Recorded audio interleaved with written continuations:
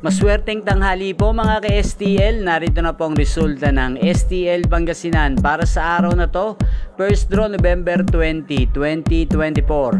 Araw ng Miyerkules, naway ang mga nataya nyo pong mga numero kanina ay manalo nawa ngayong tanghaling ito, 12 PM. Kaya kunin nyo na po yung mga tickets, narito na po ang resulta.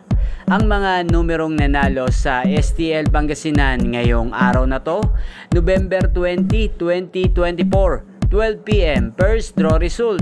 Ang mga numerong nanalo, 11 at 22 in exact order. Sa lahat po ng tumaya kanina para sa first draw ng 11 at 22, congrats po sa inyo, panalo po kayo. Again, 11 at 22. At shoutout po natin ngayong umagang ito sa STL Pangasinan si Ate Daisy Faustino.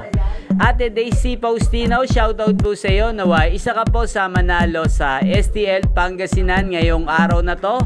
At sa lahat po ng mga taga Pangasinan, shoutout po sa inyo. Inyo pong napanood ang resulta ng STL Pangasinan sa channel na to, Roderick Hernandez TV. At mapapanood nyo rin po sa bidyong ito ang kwento ng aking pamangkin na si Simpleng Tao Vlog. Panoorin nyo po. Kaya kasama natin ngayon si Simpleng Tao Vlog. Katulad ng naikwento mo sa akin, saan yung Devil's Mountain? Sa may Santa Lucia Falls. Saan? Anong yun? Mount Banahaw. Mount Banahaw. Sakop ng... Sabay yung Quezon. sa Quezon. Dolores, Quezon. Ano experience mo sa Devil's Mountain? Talagang Devil's Mountain? Oo. Para sa pangalan pala talagang nakakatakot no? Sa YouTube ko, bumababa kami dun sa Santa Lucia Falls. Oo. Pero yung paligid na yung Devil's Mountain ang tawag.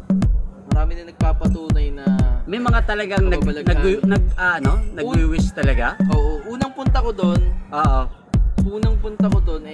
hindi ko pa alam na kinatatakutan pala yung lugar na yun. Akala ko. Sino nagsabi sa'yo na Foot of the Mystic Mountain yun eh. Na-search mo siya sa Sinearch ko Google? lang sa Google. Tapos sa Google? tinignan ko sa YouTube, wala masyadong vlog.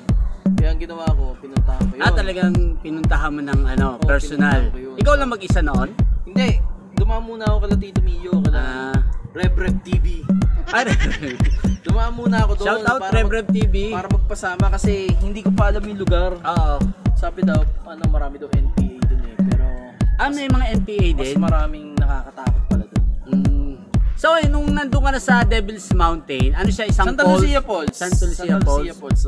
May mga talagang nag-wish? Nag-wish ka talaga doon? Nag-wish ako doon na gumaling si mama. Kasi di ba nagkasakit nga si Ate Marit? Tapos sabi ko, kapag gumaling si mama. At mamaya po itutuloy po natin ang pagkukwento ng aking pamangkin na si Simpleng Tao Vlog. Magkita-kita pong muli tayo mamaya dito po sa channel na to, Roderick Hernandez TV. Thank you for watching.